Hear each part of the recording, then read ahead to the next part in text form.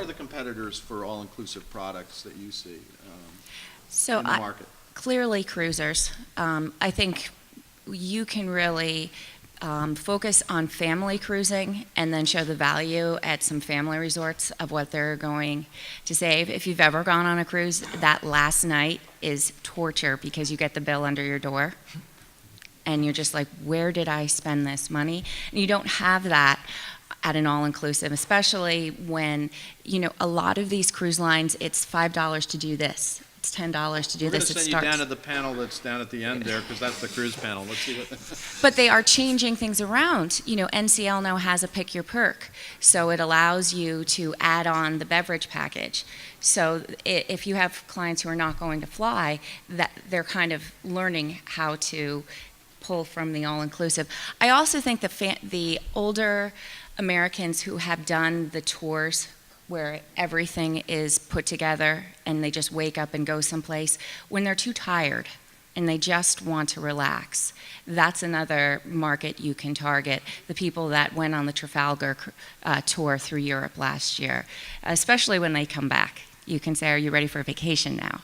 And sell an all-inclusive. So I think the dollar is not what you should focus on. It's more of the comparable that they're going to end up spending more. And we always focus on the money that you can make on an all-inclusive that you can't make on the cruise. Okay. Any more comments on that, on who the competitors are, folks? Yeah, for us, there's no question. It's the cruises. They've positioned themselves in many ports across the country, making it very easy for a consumer to get on a cruise ship. Just drive there and you get on, and you don't have to jump on any planes. And with all the stigma about flying and everything else, they've made it very challenging for us. So by far, it's cruising. Continuing on the subject of cruising, also they've positioned themselves as getting a sort of an all-inclusive for a very entry-level price. And as Jennifer mentioned, they don't see that in bill when they're putting their credit card down on this cruise. And I think, as they've called it, influencers, I think there has to be some sort of comparison to be done where they see the value that they get when they go to an all-inclusive versus a cruise.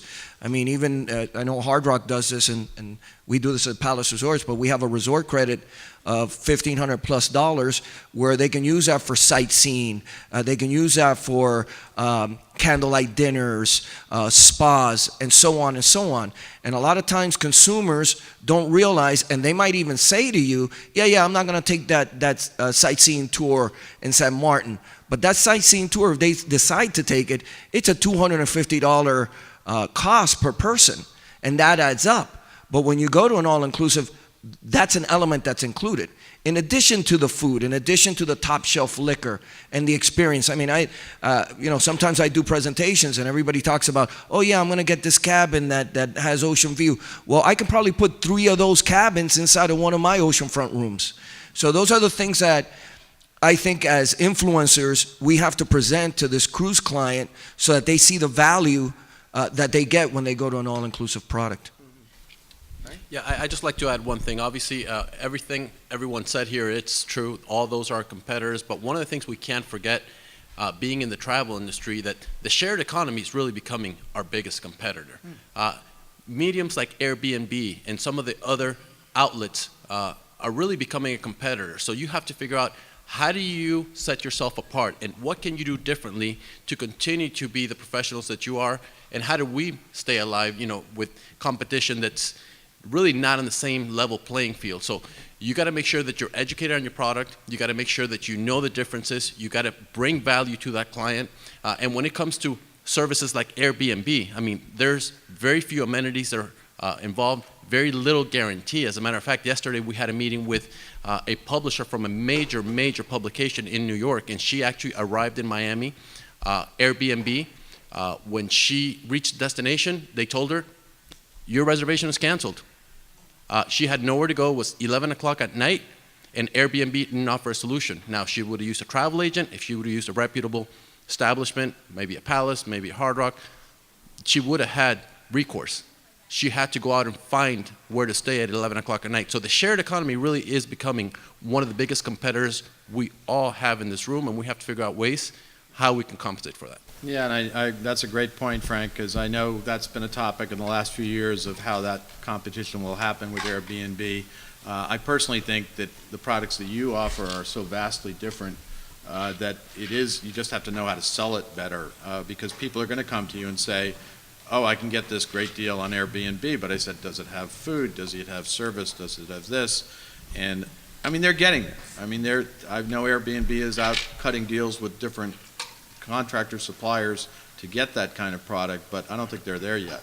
And as you said, it can be canceled at a moment's notice. And I hope that publisher, whoever it is, the hotel companies that are advertisers didn't hear about that too much, but we'll see what happens. But any other comments on the competition and who you're sort of selling against, or who you're trying to convince to go to an all-inclusive versus something else? Sure, I actually concur with Frank, although for the purposes of Mexico and Caribbean, I would characterize shared economy as vacation rentals and private homes that have been around for a long time. Right. So it's no different. It's just a different channel.